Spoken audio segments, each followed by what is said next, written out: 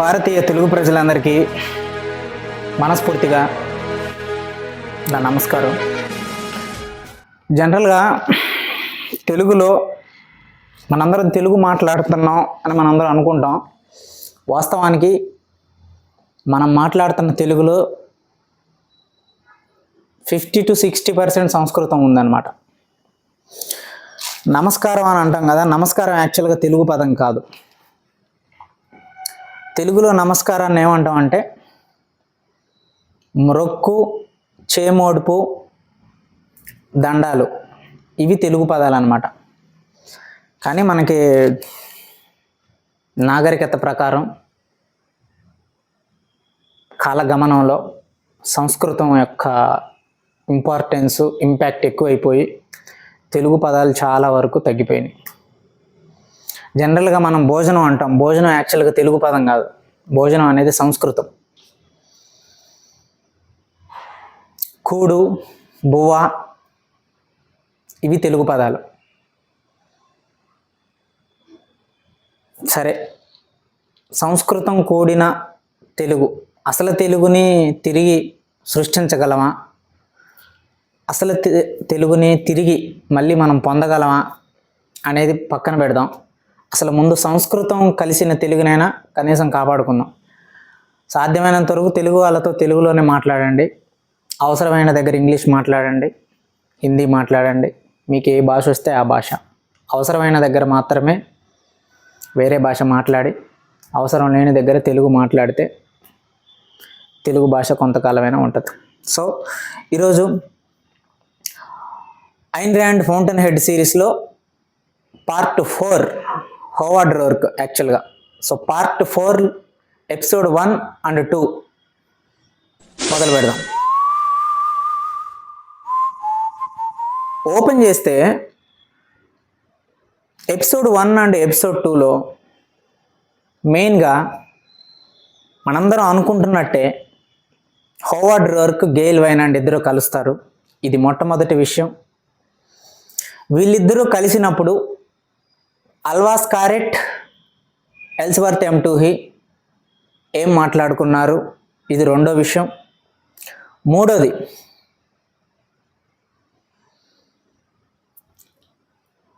Gayle వైనాండ్ Howard రోర్క్ని పిలవటానికి కలిశారు కదా. వాళ్ళిద్దరూ కలవటానికి ఎస్పెషల్గా గేల్ వైనాండే హోవార్డ్ రోర్క్ని కలవమని చెప్పి హోవార్డ్ రోర్క్ యొక్క ఆఫీస్కి, సెక్రటరీకి కబురు పంపుతాడు. అంటే హోవార్డ్ రోర్క్ని కలిసేలా చేసిన పరిస్థితులు ఏంటి, హోవార్డ్ రోర్క్ని కలవడానికి గల కారణం ఏంటి, ఎందుకు గేల్ వైనాండ్ కలవాలనుకున్నాడు అనేది మూడో విషయం. సో ఈ మూడు విషయాలు ఈ ఎపిసోడ్ 1 and ఎపిసోడ్ 2లో ఉంటాయి. సో మొట్టమొదటిగా ఒక వ్యాలీ, ఒక కొండ లోయల్లో ఒక చిన్న వ్యాలీ. ఇప్పుడు మనం శ్రీశైలం కానీ ఎక్కడికన్నా తిరుపతి కానీ అట్లాంటి ప్రదేశాలు వెళ్ళినప్పుడు మనకి రిసార్ట్స్ ఉంటాయి కదా లోయల్లో, కొండల మీద. సో అట్లానే ఒక రిసార్ట్ టైప్ ఒక వ్యాలీ కట్టాలి అనుకొని ఆ ప్రాంతంలో ఉన్న ఒక వ్యక్తి నిర్ణయం తీసుకుంటాడు. ఆ వ్యక్తి పేరు ఏంటంటే, if I'm not wrong, that person name is Broadway. If I'm not wrong, Broadway. ఎందుకంటే మనం చాలా పేర్లు చదివాం కదా. నేను యాక్చువల్గా ఇప్పుడే చదివా, జస్ట్ ఒక అరగంట అవుతుంది. సో పేర్లు అనేవి ఒక్కొక్కసారి చెప్పొచ్చు కానీ తప్పు చెప్తే మళ్ళీ బాగోదు. బ్రాడ్లే, కరెక్ట్. అతని పేరు బ్రాడ్లే. సో ఈ బ్రాడ్లే అనే వ్యక్తి మోనాడ్ నాక్ అనే ప్రదేశంలో, ఒక లోయలో, మోనాడ్ నాక్ వ్యాలీ దాని పేరు. సో మోనాడ్ నాక్ అనే లోయలో మోనాడ్ నాక్ వ్యాలీ అనే ఒక కట్టడం కట్టాలని నిర్ణయించుకుంటాడు బ్రాడ్లే. బ్రాడ్లే అనే వ్యక్తి ఒక బిజినెస్ మ్యాన్, ఒక investor. Is a real estate person. So కట్టాలి అనుకొని రోర్కుని ఆర్కిటెక్ట్గా పెట్టుకోవాలని నిర్ణయం తీసుకుంటాడు. సో తీసుకొని రోర్కు కబురు పంపుతాడు, రోర్కు వస్తాడు, రోర్కుతో మాట్లాడతాడు, ఇదిగో నాకు ఇలాంటి వ్యాలీ కావాలి, ఇలాంటి కొన్ని కట్టడాలు కావాలి కొండ లోయల్లో, సో ఎంత డబ్బు ఖర్చు అవుద్దో చెప్పు అని అంటే దానికి రోర్కు కావలసిన సమాచారం అంతా చెప్పి ఎంత కావాలో అడిగి సో నిర్ణయం తీసుకొని ఒప్పందాల మీద డాక్యుమెంట్ అంతా సంతకం తీసుకొని స్టోవర్డ్ టెంపుల్ కట్టే ముందు స్టోవర్డ్ యొక్క సంతకం ప్రతి పేపర్ మీద పెట్టకపోవడం వల్ల చివరికి అది కోర్టులో కేసు వేయటం వల్ల వాళ్ళు గెలిచారు. ఇప్పుడు ఏదైతే ఆర్కిటెక్టు ఒక బిల్డింగ్ కట్టడానికి ఒక 100 డిజైన్లు తయారు చేస్తే 100 డిజైన్లకి 100 పేపర్ల మీద ఒక్కొక్క పేపర్ మీద తను ఒక్కొక్క డిజైన్ చేసి అలా 100 డిజైన్లు చేస్తే ప్రతి పేపర్ మీద ఆ ఇల్లు కట్టించుకునే వ్యక్తి యొక్క సంతకం పెట్టిన తర్వాత ఇతను డిజైన్ చేసింది కట్టడం మొదలు పెడితే రేపు వాళ్ళు ఆ కోర్టులో కేసు వేయడానికి అనర్హులు అనమాట. ఎందుకంటే డిజైన్ మీద నువ్వు సంతకం పెట్టిన తర్వాతే నేను కట్టడం మొదలు పెట్టాను అని అనటానికి ఆర్కిటెక్ట్కి ఒక అధికారం ఉంటుంది. సో ఈ లాజిక్ ఈ పనిని రోర్కు చెయ్యలేదు స్టోవర్డ్ టెంపుల్ కట్టేటప్పుడు. సో అది గుర్తు పెట్టుకొని ఆ అనుభవం, ఎందుకంటే కొన్ని కోట్ల డబ్బు పరిహారంగా కట్టాడు కదా, ఎన్రైట్ హౌస్ కట్టడం వల్ల వచ్చిన డబ్బు మొత్తం తీసుకెళ్ళి ఆ కోర్టు కేసులో ఓడిపోవడం వల్ల మొత్తం తిరిగి వాళ్ళకి ఇచ్చేశాడు. సో ఇప్పుడు అలాంటి తప్పు మళ్ళీ జరగకుండా కొంత గుణపాఠం నేర్చుకొని ప్రతి పేపర్ మీద నేను డిజైన్ చేసిన ప్రతి పేపర్ మీద బ్రాడ్లే గారి సంతకం ఉంటేనే నేను చేస్తానంటాడు. సో అనుకున్నట్టుగానే ఒప్పందం కుదురుతుంది, వర్క్ స్టార్ట్ చేస్తారు. వర్క్ స్టార్ట్ చేసిన తర్వాత వర్క్ సక్సెస్ఫుల్గా కడతారు. ఆ లోయల్లో కొండలన్నీ ఎంతవరకు కావాలో అంతవరకు మైనింగ్ చేసి చాలా అందంగా కడతారు. కట్టిన తర్వాత ప్రజల్లో దానికి విపరీతమైన క్రేజ్ వస్తుంది, విపరీతమైన ఆదరణ గుర్తింపు వచ్చి పేపర్లలో ఎక్కడ చూసినా ఆ మోనాడ్ నాక్ వ్యాలీ గురించే మాట్లాడుకుంటారు. అయితే కట్ చేస్తే ఈ వ్యాలీ కట్టడానికి రోర్క్ని బ్రాడ్లే అనే వ్యక్తి ఎందుకు ఒప్పుకున్నాడు, ఎందుకు నిర్ణయం తీసుకున్నారనే విషయం వీళ్ళకి తెలియదు. సరే వచ్చింది ప్రాజెక్ట్ కదా చేశారు, కానీ ఒకరోజు పేపర్లో పడుతుంది. ఆ పేపర్లో కథనం ఏమని పడుతుందంటే ఈ బ్రాడ్లే అనే వ్యక్తి ఈ మోనాడ్ నాక్ అనే లోయలో ఈ ఇల్లులు కట్టడానికి నిర్ణయం తీసుకున్నాడు కదా. సో ఇప్పుడు ఈ మోనాడ్ నాక్ అనే ప్రదేశంలో ఉండే ఈ నేల ఏదైతే ఉందో ఈ ల్యాండ్ అది అతను ఒక్కడిదే కాదు, తనతో పాటు ఒక 10 మంది ఉన్నారు. తనతో పాటు ఒక 10 మంది కలిసి అందరి పేర్ల మీద ఉన్న భూమి అది. అయితే ఇక్కడ మనం ఒక ల్యాండ్ కట్టబోతున్నాము, ఈ ల్యాండ్లో ఒక కట్టడం మనం కట్టబోతున్నాము అని నిర్ణయం తీసుకున్నాక అందులో ఖచ్చితంగా వాళ్ళకు కూడా షేర్లు ఉంటాయి కదా.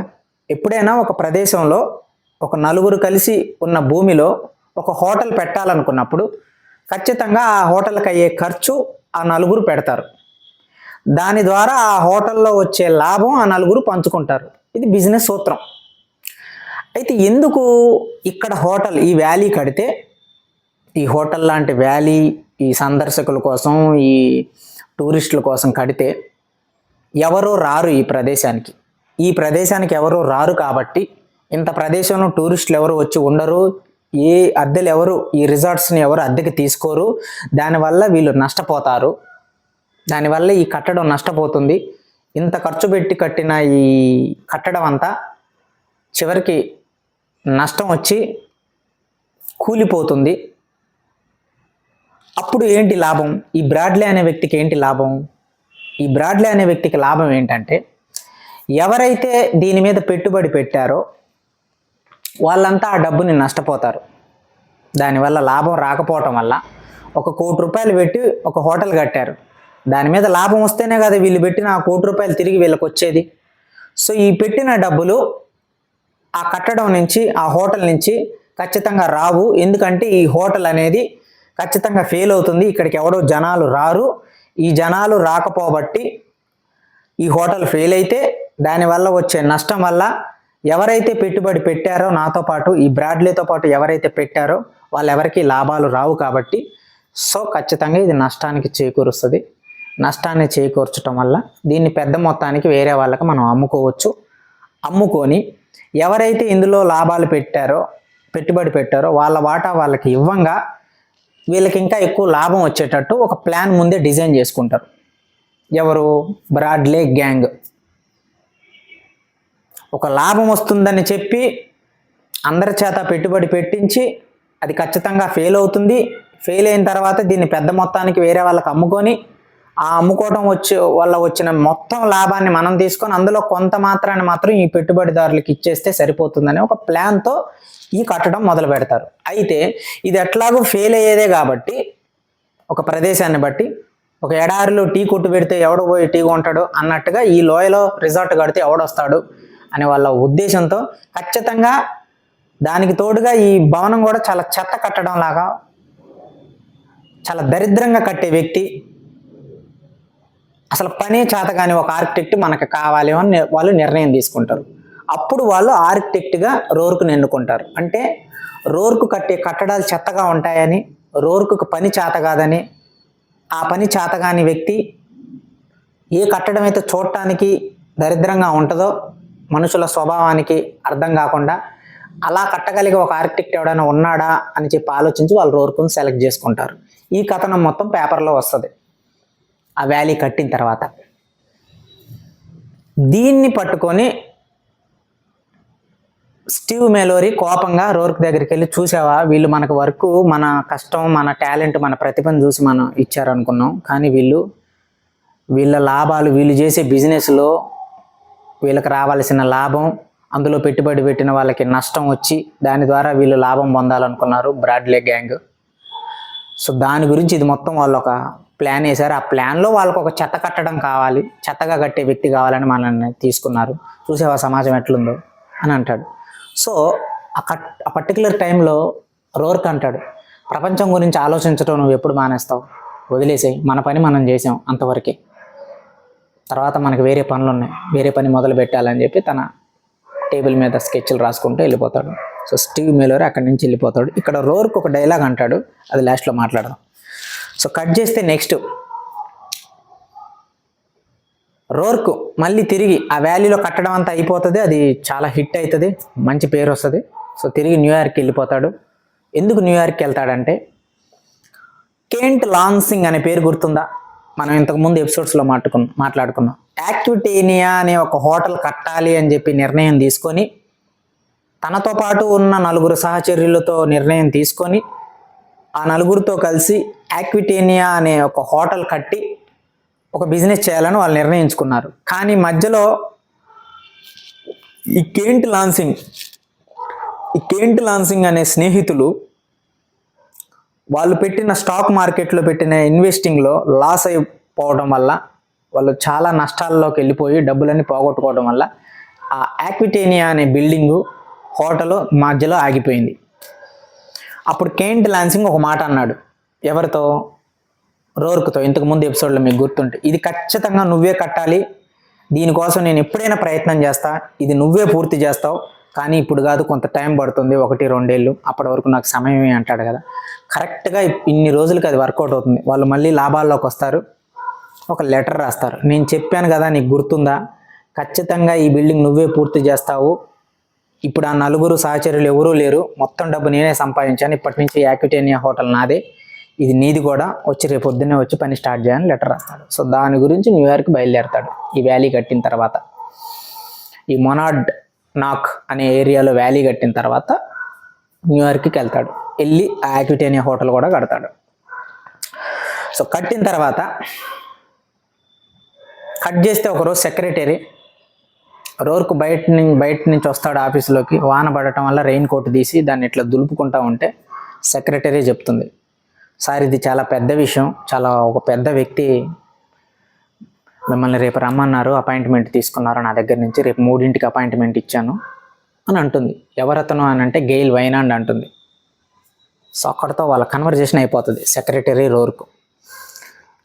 సో రోర్క్ అనుకున్న టైంకే తర్వాత రోజు 3ంటికి గెయిల్ వైనాండ్ని కలవటానికి వెళ్తాడు.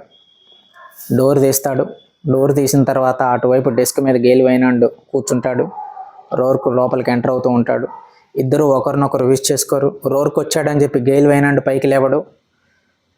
గెయిల్ వేనాండ్ని చూస్తున్నా అని చెప్పి రోర్కు విష్ చేయడం, ఇద్దరు ఒకరికొకరు ముందే పరిచయస్తులుగా, ముందే ఒకరికొకరు తెలిసినట్టుగా ఒక నిశ్శబ్దంలో ఒకరినొకరు చూసుకుంటూ చాలా సైలెంట్గా ఒక 2 నిమిషాల నిశ్శబ్దం ఉంటుంది. 2 నిమిషాల నిశ్శబ్దం తర్వాత గెయిల్ వైనాండ్ కళ్ళతో సైగ చేస్తాడు కూర్చోమని డెస్క్ ముందు. సో డెస్క్ ముందు ఇద్దరు కూర్చుంటారు. యువతల వైపు గెయిల్ వైనాండ్, యువతల వైపు రోర్క్. కూర్చున్న తర్వాత కన్వర్జేషన్ మొదలవుద్ది. నీ గురించి విన్నాను నేను, నీ గురించి ఎలా తెలుసుకున్నా, నిన్ను ఎందుకు పిలిపించానో తెలుసా అని అడుగుతాడు. నాకు తెలియదు అని అంటాడు రోర్క్. నేను ఎన్నో కోట్ల డబ్బులు ఉన్నాయి నాకు, కానీ ఇంతవరకు నాకు ఒక సొంత ఇల్లు కట్టుకోలేదు నేను. ఈ బ్యానర్ పత్రిక అలాగే ఒక అపార్ట్మెంట్ మీద ఒక పైన పెంట్ హౌస్ తప్ప నాకేమీ లేదు. నేను ఎందుకు కట్టుకోలేదో మీకు తెలుసా అంటాడు. రోర్క్ అంటాడు ఆ మాటకి, మీరు ఆనందంగా లేరు అందుకే కట్టుకోలేదు అంటాడు. అది నువ్వు ఎలా చెప్పగలవు అంటే, ఒక మనిషి నిజంగా ఆనందంగా ఉంటేనే తన ఆనందానికి తన సంతోషానికి ప్రతిరూపకంగా ఒక ఇల్లు కట్టుకోవాలనుకుంటాడు. మీరు సంతోషంగా లేరు కాబట్టి కట్టుకోలేదేమో ఇన్నాళ్ళు అంటాడు. దీనికి చాలా మోరల్ ఉంది దీనికి, లాస్ట్లో మాట్లాడదాం. అంటే ఓకే, ఒకప్పుడేమో, ఇప్పుడు నేనైతే సంతోషంగానే ఉన్నాను, నేను ఒక సొంత ఇల్లు కట్టుకోవాలనుకుంటున్నాను, అందుకు నిన్ను ఆర్కిటెక్ట్గా నిర్ణయించుకున్నాను. నిన్ను ఆర్కిటెక్ట్గా నిర్ణయించుకోవడానికి నా కారణాలు ఏంటంటే, మొత్తం న్యూయార్క్ నగరంలో నాకు నచ్చిన ప్రతి బిల్డింగ్ దగ్గర ఆగి ఈ బిల్డింగ్ ఎవరు కట్టారు అని నేను అడిగాను. నేను ఆగి అడిగిన ప్రతి బిల్డింగ్ దగ్గర నాకు వినపడిన ఒకటే ఒక పేరు, హోవార్డ్ రోర్క్. ఎన్రైట్ హౌస్ దగ్గర ఆగాను, ఇది ఎవరు కట్టారు అని అడిగాను, హోవార్డ్ రోర్క్ అనే పేరు వినిపించింది. ఫార్గో దగ్గర ఆగాను, ఇది ఎవరు కట్టారని అడిగాను, ఇది హోవార్డ్ రోర్క్ అని పేరు వినిపించింది. యాక్విటేనియా హోటల్ దగ్గర ఆగాను, ఇది ఎవరు కట్టారని అడిగాను, హోవార్డ్ రోర్క్ అని వినిపించింది. సో టోటల్గా రీసెంట్గా పేపర్లో పడిన మోనాడ్నాక్ వ్యాలీ గురించి కూడా చూశాను, అది కట్టింది కూడా నువ్వే అని పేపర్లో చదివాను. సో అందుకోసం నేను నిర్ణయించుకున్నాను. నువ్వు కట్టడంలో ఒక రూపం ఉంది, ఒక భావం కనపడుతుంది, అందరిలాగా రొటీన్గా లేదు. సో అందుకోసం నేను నిర్ణయించుకున్నాను ఆర్కిటెక్ట్గా అని అంటాడు. దానికి రోర్క్ అంగీకరించి మీకు ఎలాంటి ఇల్లు కావాలని అడుగుతాడు. అందరిలాగా నేను ఫోజు కొట్టను, అందరిలాగా నేను బిల్డప్ కొట్టను, ఎంత పెద్ద బిల్డింగ్ అయినా కట్టించగలిగే డబ్బు నా దగ్గర ఉంది, కానీ నాకు చిన్న ఇల్లు కావాలి, చాలా లగ్జరీగా ఉండాలి. బంగారం ఇంత చిన్నదైనా సరే ఎంత లగ్జరీగా ఉంటుందో అట్లాంటి ఒక బిల్డింగ్ కావాలి. కుటుంబం మొత్తం ఉండటానికి కాదు, ఇద్దరే వ్యక్తులు, ఒకటి నేను, 2 నా భార్య డొమినిక్ ఫ్రాంకన్. ఎప్పుడైనా ఎవరైనా ఒకరు గెస్ట్ వస్తే ఒక చిన్న గెస్ట్ రూము, ఒక స్టోర్ రూము, ఒక లైబ్రరీ, 2 స్టడీ రూములు, ఒక బెడ్రూము, ఒక కిచెను, దట్స్ ఆల్, ఇంతే. కానీ అది ఎలా ఉండాలంటే ఒక జైల్లో ఉండాలి.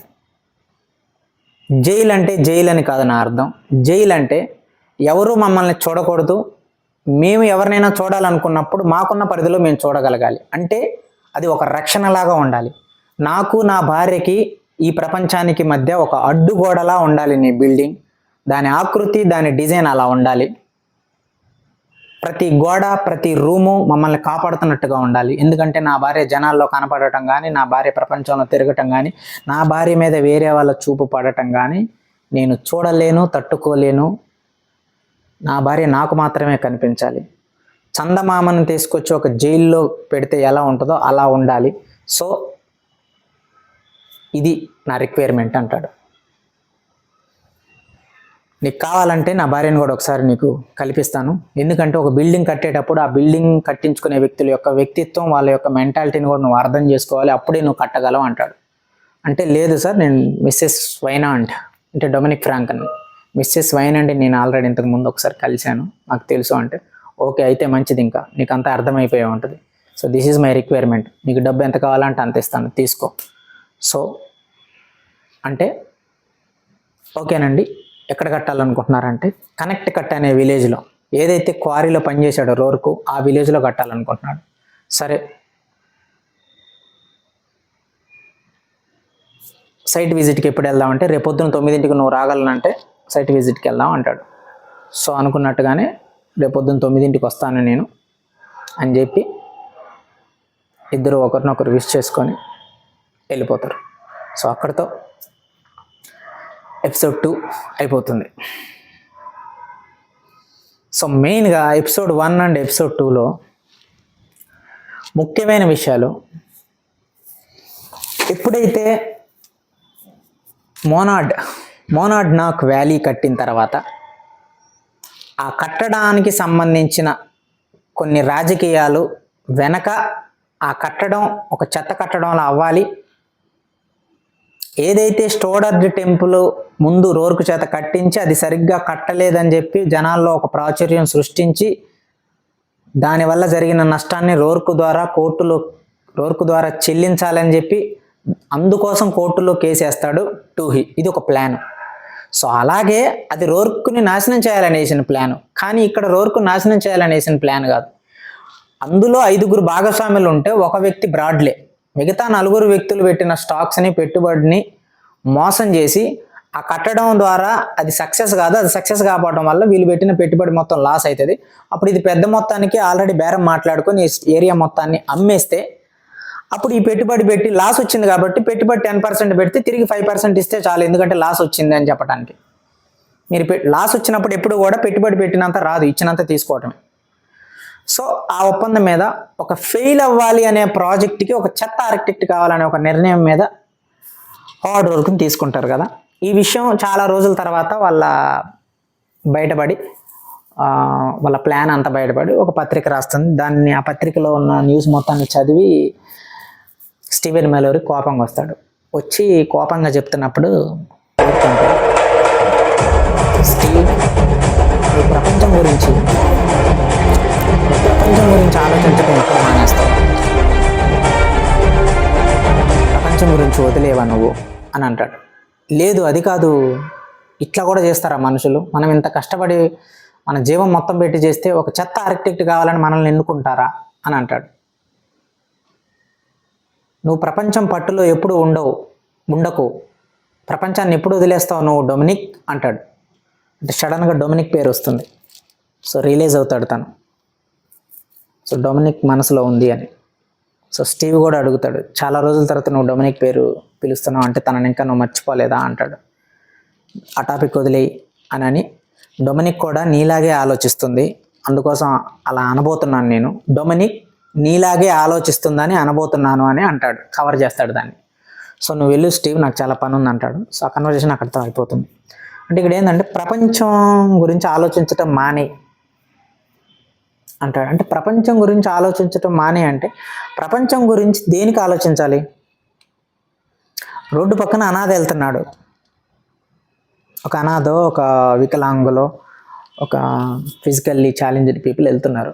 మనం చేయాల్సిన పని ఏంది? అతని గురించి ఆలోచించటమా? అతని గురించి కన్నీళ్లు పెట్టటమా? లేకపోతే నీ జోబులో ఉన్న ఒక 500 నోటు తీసి అతనికి సహాయం చేయటమా? Productivity is important. నువ్వు అప్పుల్లో ఉన్నప్పుడు ఇదిగో నా వల్ల ఒక పావలా ₹10 అవుతుంది అని చెప్పి పెట్టేవాడైనా ఓకే, అంతేగాని ఏం కాదులే అని చెప్పేసి నార్మల్గా మాట్లాడి మాటలతో సహకారం చేసే వాళ్ళ వల్ల ఏమొస్తుంది? రియాలిటీలో ప్రొడక్టివ్గా మనకు సహాయం చేసేవాళ్ళు కావాలి. ఇది మొదటి విషయం. 2, వైనాండ్ని కలిసినప్పుడు టూహీ అంటాడు, రోర్క్ అంటాడు, మీరు సంతోషంగా లేరు అందుకే ఇన్ని రోజులు ఇల్లు కట్టుకోలేదు అంటాడు కదా. వైనాండు, నేను ఇన్ని రోజులు ఎందుకు ఇల్లు కట్టుకోలేదో నీకు తెలుసా అని అన్నప్పుడు, మీరు సంతోషంగా లేరు అందుకే కట్టుకోలేదు అంటాడు. దాని అర్థం ఏంటి అని మళ్ళీ తిరిగి వైనాండ్ అడిగినప్పుడు రోర్క్ అంటాడు, మనందరం మెదళ్ళలో జీవిస్తాం, అంటే మైండ్లో జీవిస్తాం. మన జీవితానికి మన జీవిస్తున్నాం అనుకునే మన యొక్క లక్షణానికి ప్రతిరూపంగా మనం భౌతికంగా ఏదైనా చూపించినప్పుడే దాన్ని మనం అస్తిత్వం అంటాం అన్నాడు. So very very important point. మనందరం మెదళ్ళలో జీవిస్తాం, మెదడులో దానికి ప్రతిరూపకంగా దానికి ఒక భౌతిక రూపం ఇచ్చి దానికి ఒక రూపకల్పన చేసి ఏదైనా మనం చూపించగలిగినప్పుడు దాన్నే మనం అస్తిత్వం అంటాం అన్నాడు. ఇదే బిల్డింగ్స్ కూడా వర్తిస్తుంది. నువ్వు నిజంగా సంతోషంగా ఉంటే నీ సంతోషానికి తగ్గట్టు, నీ ఆలోచన తీరుకు తగ్గట్టు నువ్వు ఒక ఇల్లు కట్టుకుంటావు, అది నీకు ప్రతిరూపం. సో నువ్వు సంతోషంగా లేవు కాబట్టి కట్టుకోలేదు అని అంటాడు. సో ఇక్కడ దానికి ఇమీడియట్గా వైనాన్ని అంటాడు, సరే ఇన్ని రోజులు నేను సంతోషంగా లేను కానీ ఇప్పుడు సంతోషంగా ఉన్నాను, కట్టుకోవాలనుకుంటున్నాను అంటాడు. సో ఈ సంతోషంగా లేను అనే దానికి వైనాన్ని చెప్పిన ఆన్సర్ అక్కడ క్లారిటీ వచ్చింది.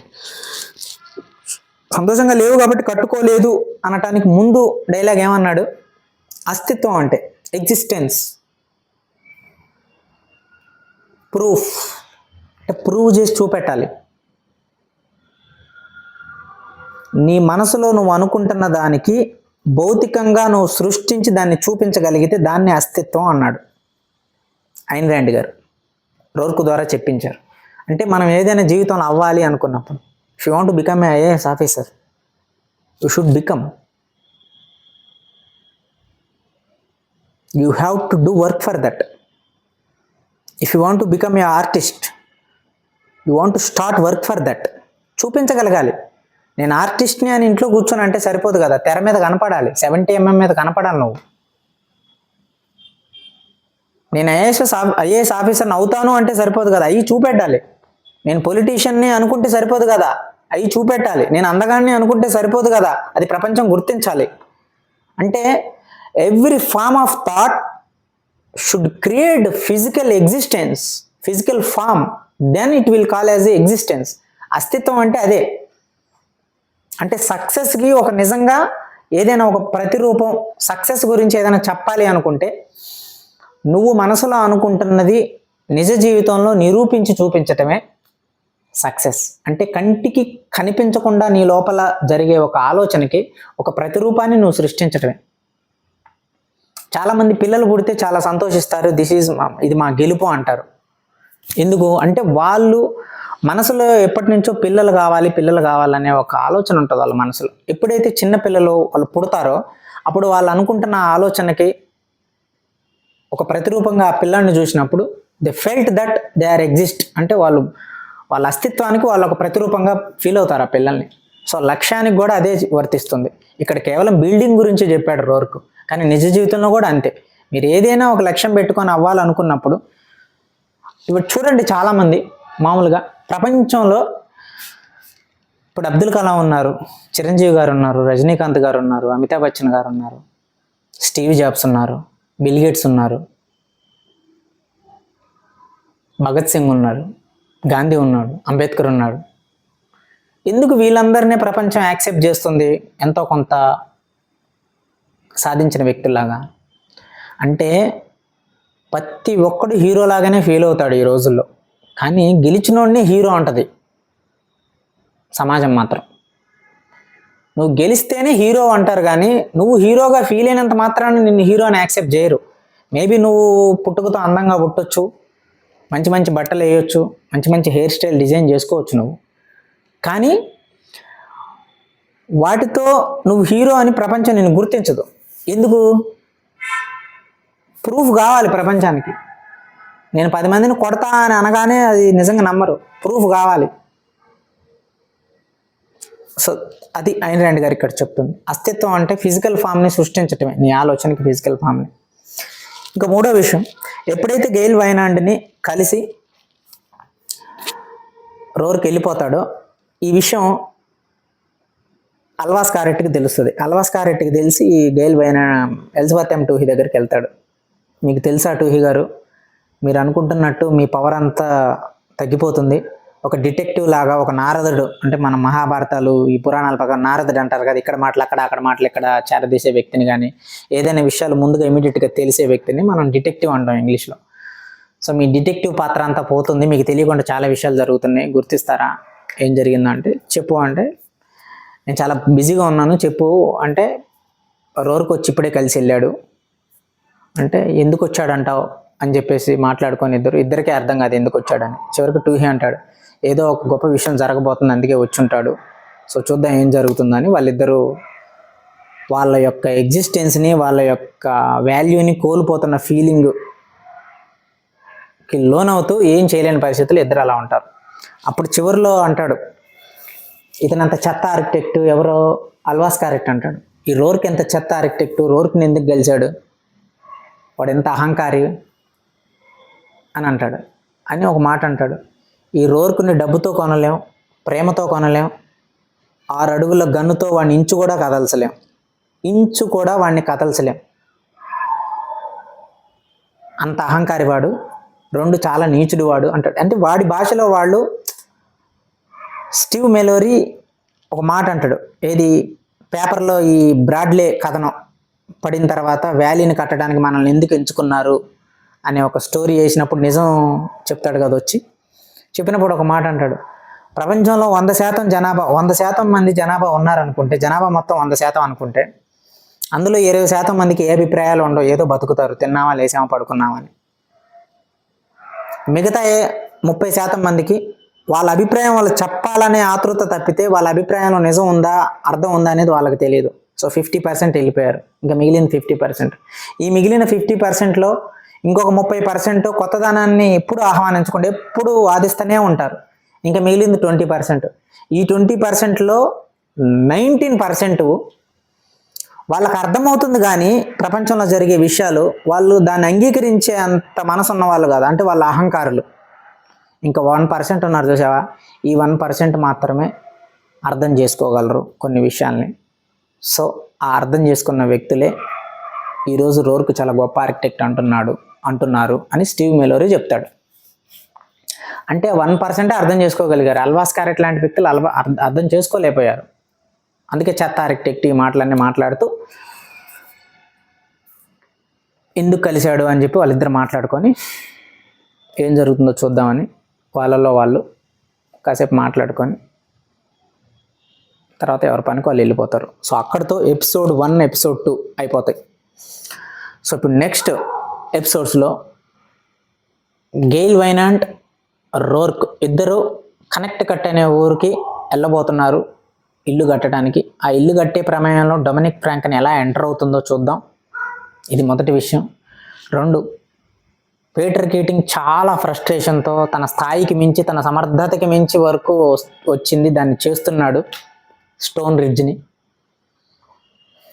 అది ఎలా సాధ్యపడుతుంది, పూర్తి చేస్తాడా, అసలు క్యాథరిన్ ఎప్పుడు ఎంటర్ అవుతుంది అనేది ఇది రెండో విషయం. ఇక 3, ఎల్స్వర్త్ M2 తన రాజకీయాన్ని ఏమన్నా మొదలు పెడతాడు. ఇప్పుడు యాక్చువల్గా ప్లాన్ కుదరట్లేదు తనకి బికాజ్ ఆఫ్ డొమినిక్ ఎలా ఉంటుందంటే, ఎల్స్వర్త్ M2 డొమినిక్ ఫ్రాంకన్ మొత్తం ఐన్ ర్యాండ్ రాసిన ఫౌంటైన్ హెడ్లో ఎలాంటి రాజకీయమైనా చేసి రోర్క్ లాంటి వ్యక్తినే నేలకి పడేశాడు టూహీ.